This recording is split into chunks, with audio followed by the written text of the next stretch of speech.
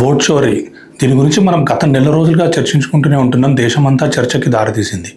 But most of the commentary on vote చోరీ is focused on కాంగ్రెస్కి ఇది గెలిచేది, కాంగ్రెస్కి డిసడ్వాంటేజ్ లేదా ఈ పార్టీకి ఇది వచ్చేది, ఆ పార్టీకి ఇది వచ్చేది, వీళ్ళు గెలిచేవాళ్ళు, వాళ్ళు గెలిచేవాళ్ళు, మ్యాండేట్ స్టోల్ చేశారు, ఇదంతా ఉంది. So it is focused on parties. But యాక్చువల్గా డీపర్ క్వశ్చన్ ఏంటంటే it should focus on people. నేను, నువ్వు, మన ప్రజలు ఇక్కడ ఫోకస్ చేయాలి. ఎందుకంటే it is an issue of franchisement versus disenfranchisement. Franchisement అంటే అవర్ రైట్ టు ఓట్, మన రైట్ కౌంట్ అవ్వడం, మనం ఓటు హక్కు ఉండడం, మనం వేయగలగడం.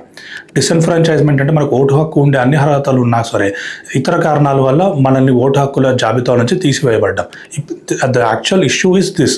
బట్ మనం ఏం మాట్లాడుతున్నాం, మన మీడియాలో ఏం మాట్లాడుతున్నారంటే ఒక అరిథమెటిక్స్, ఒక నంబర్స్, వీళ్ళు గెలిచేవాళ్ళు, వాళ్ళు గెలిచేవారు, మ్యాజిక్ నెంబర్ 272, బీజేపీ గెలిచేది, వాళ్ళు గెలిచేవాళ్ళు, ఈ కాన్స్టిట్యున్సీలో కాంగ్రెస్ ఉండే కాన్స్టిట్యున్సీలో వీళ్ళని తీసేశారు, ఓటర్స్ని మ్యానిపులేట్ చేస్తున్నారు, రిజల్ట్స్ని మ్యాండేట్ని స్టోల్ చేస్తున్నారు అని.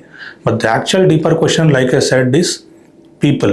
మనకి పార్టీస్కి అన్యాయం జరిగింది అనుకోండి, it is also an issue that needs to be addressed. పార్టీస్కి అన్యాయం జరిగితే నెక్స్ట్ ఎలక్షన్స్లో వాళ్ళు అడ్రస్ చేసుకొచ్చాము.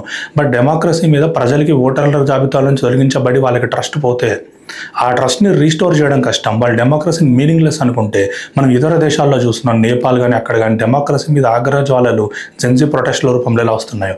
సో ప్రజలకి ఓటర్ల జాబితాల నుంచి పోతే ఈ పబ్లిక్ ట్రస్ట్ని రీస్టోర్ చేయడం అనేది it is an actual question. So it is not arithmetic of numbers, ఇవన్నీ కాదు. The deeper question is moral and constitutional. Disenfranchisement is a theft of citizenship itself. అంటే మన ఓటు హక్కు మనకు అర్హత ఉన్నా కూడా తొలగించినట్టయితే అది మన పౌరసత్వాన్ని దొంగలించినట్టే.